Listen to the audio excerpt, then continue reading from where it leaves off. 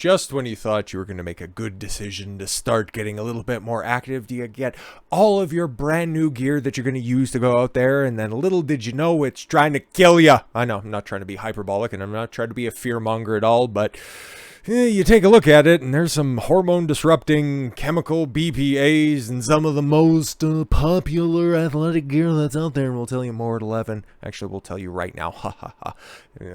Terrible, terrible. I should start recording once again. Anyways, popular athletic clothing brands have high levels of hormone-disrupting chemical BPA, according to a watchdog group. I did a little bit of pre-screening on this one. I know. I don't normally do this type of stuff, but one of my favorite brands is not a part of this, and I don't use most of this stuff, and the stuff that I endorse is kind of not on this list, so I feel pretty good about that. Anyways, sports bras, don't use them, but appreciate them. They're definitely a good look that's out there. And athletic shirts made by some of the major global sports brands were found to contain dangerous levels of estrogen mimicking chemical bisphenol A, commonly known as BPA. Well, if you got estrogen producing chemicals in your sports bra, I think you're kind of doing it right. I'm just saying. Anyways, posing a considerable risk to people's health, according to legal notice sent by the Center for Environmental Health. Yeah, okay. BPA, an endocrine disrupting chemical that upsets the body's functioning through blocking or mimicking hormones, is linked to development and health problems, mostly for young children. For adults, studies found that high levels of chemicals result in heart problems. While experts have connected BPAs to obesity, diabetes, and having big friggin' boobies. No, just kidding. ADHD and other ailments, with more research pending for definite conclusions. Yeah. It's basically been yeeted out of all of your plastic water bottles, any of your cookware. I remember when that was a big thing, about 10 years ago at this point. Christ, everybody was trying to get rid of that, especially from the microwavable stuff, because that's apparently when it's most active in all of the storage containers for all the food that's out there. That's where I've heard it. I've never really heard it popularized in some of the athletic gear that's out there, but it kind of makes sense, especially with the compression shirts and then the moisture wicking technology that's in there. It's kind of got a plasticky feel to it as opposed to just regular cotton. It makes a little bit more sense, right? The CEH has sent legal notices to Athletica, Pink, Asics, The North Face, Brooks, All in Motion, Nike, and Fila regarding sports bras, and The North Face, Brooks, Mizuno, Athleta, New Balance, and Reebok for its active wear shirt collection. You know what's not on there? Under Armour. God, I love Under Armour. Testing conducted on branded clothing shows that individual wearers were exposed to 22 times the safe limit as permitted under California law. Yeah, but California is a little bit goofy, so can we get some more concrete information on this type of stuff before we start getting rid of all of our New Balance gear? Especially Reebok. They make some decent shoes. I appreciate those. Studies have shown that BPA can be absorbed through the skin and end up in the bloodstream, after handling receipt paper for seconds or a few minutes at a time. Sports bras and athletic shirts are worn for hours at a time. You are meant to sweat in them, okay? So it is concerning to find such high levels of BPA in our clothing, said Kaya Allen Sugerman. Somebody who spells Allen the correct way. Director of the Illegal Toxic Threats Program at CEH. Investigations by the agency have discovered BPA in polyester-based clothing with spandex, including socks made for infants. Oh my God, won't somebody please think of the children?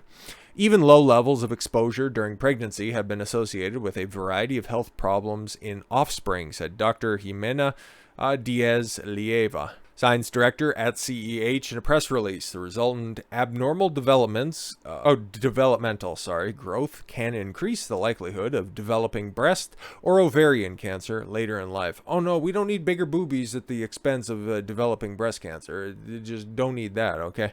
That's not good. Epoch Times reached out to Nike, Fila, New Balance, Reebok, North Face, Mizuno, and Asics for comment. Athleta, Pink, Brooks, All in Motion could not be reached. They're just figuring out what to do with all of this stuff. California's Proposition 65. Okay, this might give us some concrete information. Okay. Proposition 65, enacted as a ballot initiative in California in November of 86. Okay, back when the state was not so lame. Requires the state to maintain a list of chemicals known to cause cancer or a reproductive toxicity.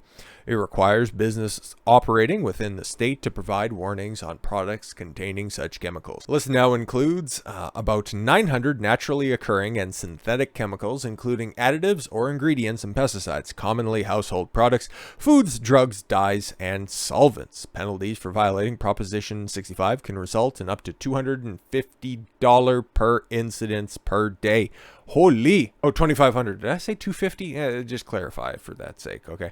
It might not seem like a lot, but just think about how many shirts Reebok produces every day, and if they don't meet those standards, especially in California, the second most populous state, no, it's the most populous state in the United States, that could be a problem. The proposed maximum allowable dose for BPA is 3 micrograms per day. All right, this could mean that some of the branded clothing exposes its wearer to about 66 micrograms daily. Okay, yeah, that doesn't sound good. It really doesn't sound good. I don't know what 66 micrograms, especially, yeah, you wear them per day, especially if you're sweating and using them often, even if you're washing it, and then you can just end up contaminating everything else that's in the wash. Like, this is a pretty dangerous situation if you really want to extrapolate it out further than that. However, detractors of the legislation have said Proposition 65 warnings inspire terror, apathy, or confusion among people residing in California. Yeah, that's the least of their concerns. Have you seen what some of the other council members are proposing and what other toxins are being released in other people's bodies without their consent or notice required? If you know, you know. Anyways, they say that the state has a designated benign plants such as aloe vera, in the toxic lists that include the deadly chemical benzene, raising questions about the validity of such warnings for the average consumer.